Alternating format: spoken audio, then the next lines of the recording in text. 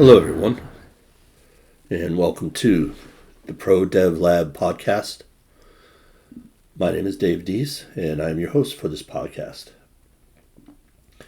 What I'd like to talk about today is lead with questions, not answers. And this comes from a webinar I delivered yesterday, and I thought it was important to share it here with you. So if everybody's okay with that, I'm going to go ahead and play that podcast. I'm going to go ahead and play that audio from that online webinar. So to help you with understanding what we mean by leading with questions, not answers. Basically, instead of giving directives, asking your team how they might approach a problem and all of the great benefits from that. So here it is. Again, lead with questions, not answers. Thanks for listening to this podcast. I hope you enjoy it. If you'd like to hear more, you can always follow me on Spotify, YouTube, Apple, Amazon, or wherever you might get your podcast from. And that is the Pro Dev Lab. You can also reach out to me at theprodevlab.com or just check me out at Dave Deese on LinkedIn. Thanks for listening and enjoy it. And I'd love to hear your thoughts on this. Be well. Thanks. Hello, everyone, and welcome to Flash Talk Live. Lead with questions, not answers. And what we mean by that is we want to help you discover how shifting from telling to asking can spark collaboration, deepen trust, and unlock innovation on your team. So that's the big focus here, is how do we stop telling people what we need or what we want and actually asking questions. It's a great leadership skill, and we're going to show you how to do that and what the advantages are.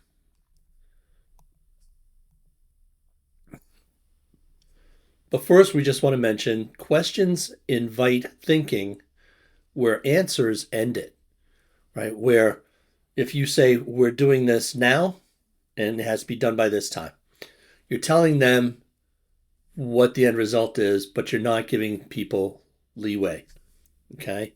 So when leaders ask instead of tell, they spark curiosity. People are given the idea of, okay, what can I go look for? I can collaborate. They're able to work with each other instead of feeling like they're forced to. And you're giving them permission to come up with new, innovative ideas. This is how new products and services, which we're all in the same job, whether we're building products, providing a product, or providing a service of some sort. Okay, so that's how we make livings in our life. So this is all about how we can spark that. Brief history. For example, years ago, a tech leader faced a stalled product launch, couldn't get it going. Instead of giving the team a solution, they asked one simple question: what would success look like if we started from scratch? And that question unlocked a flood of ideas, leading to a breakthrough design and faster launch. Leader didn't provide the answer. They created space for the team to find it. And they did that instead of saying, we're late, we got to hit this deadline. They're like, what would success look like if we started this from scratch and went from there? So why do questions matter? Well, because it builds psychological safety.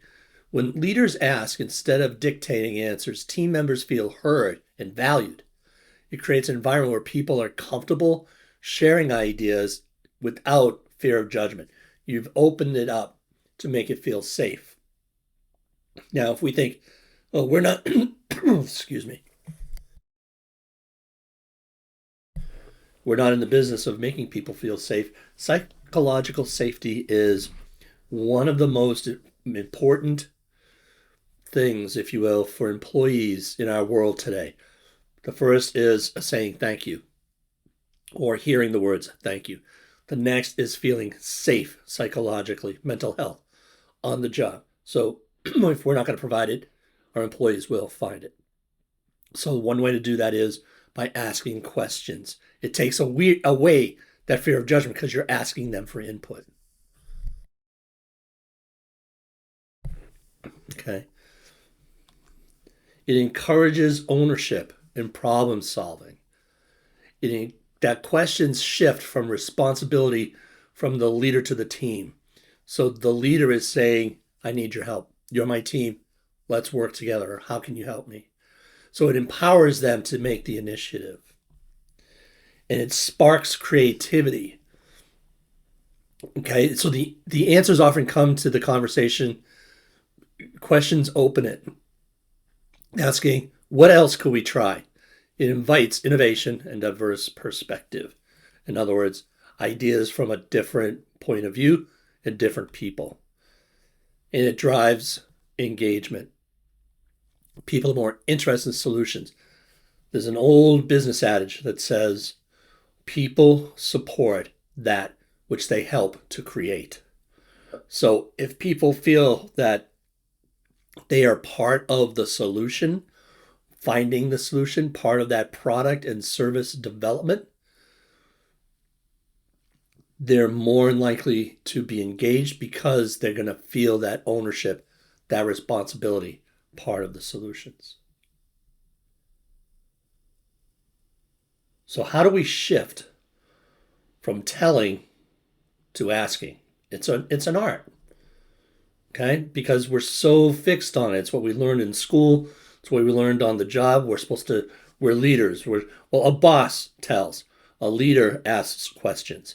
So some common pitfalls of answers first. It creates dependency. The team waits for direction instead of thinking critically. So instead of thinking for themselves, or the old term, thinking outside the box, whatever words you want to use, I stay in those same lanes because I have blinders on. I got to do whatever the boss says versus opening it up and saying, what do you think we should do? Okay. It limits creativity.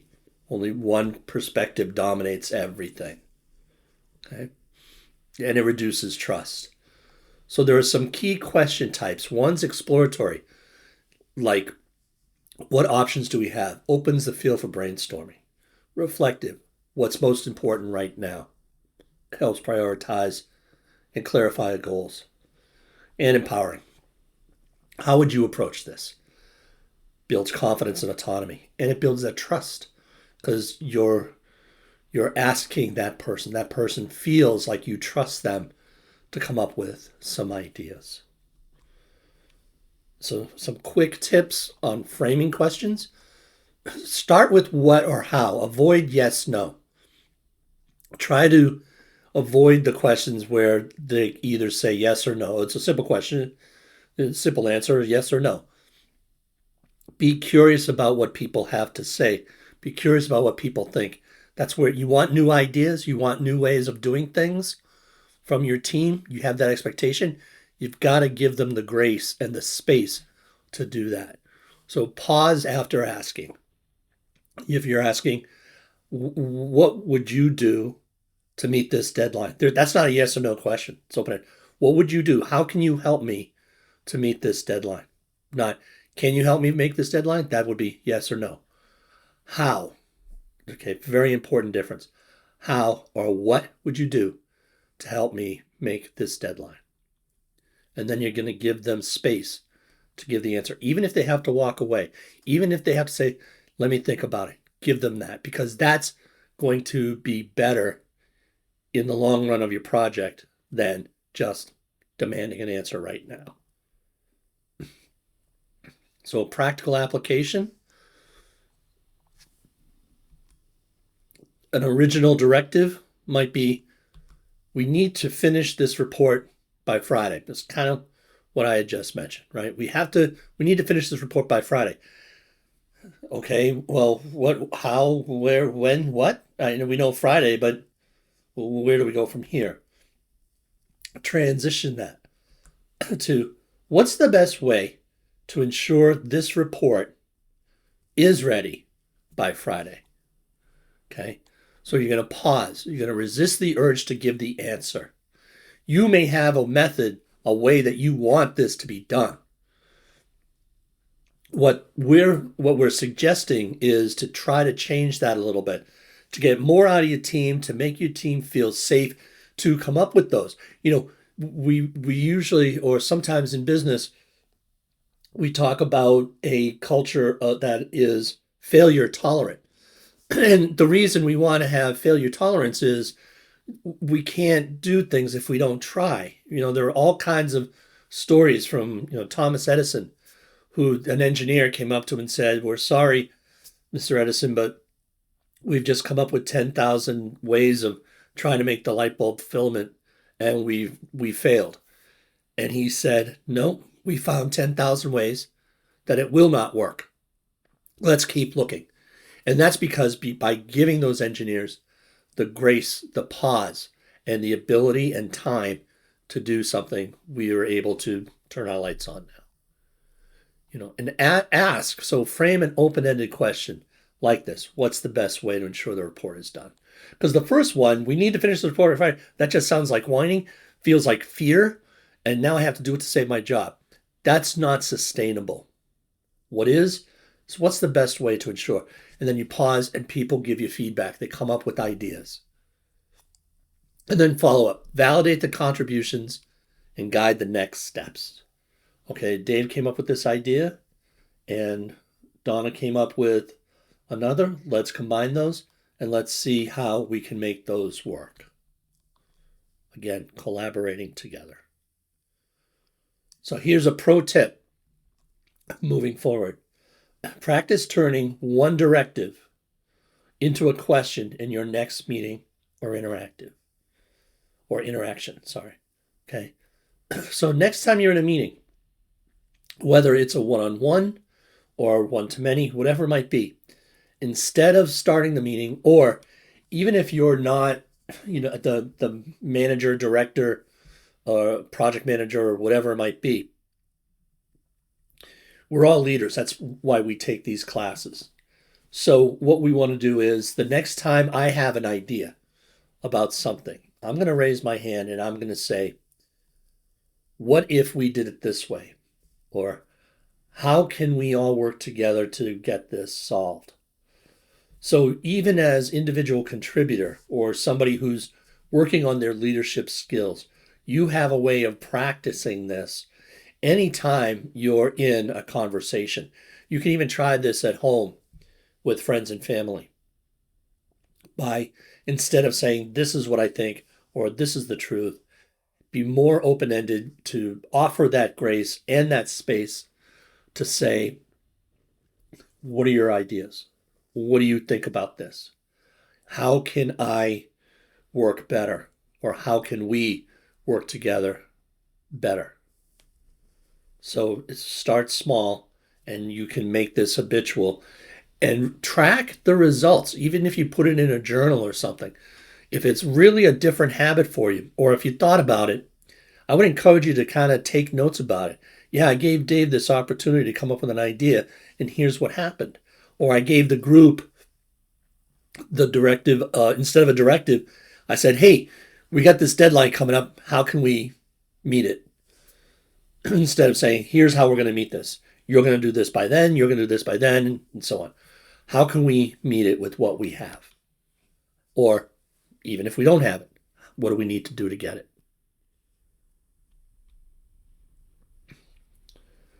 So that is Flash Talk Live. Lead with questions, not answers. My name is Dave. Thanks for being here.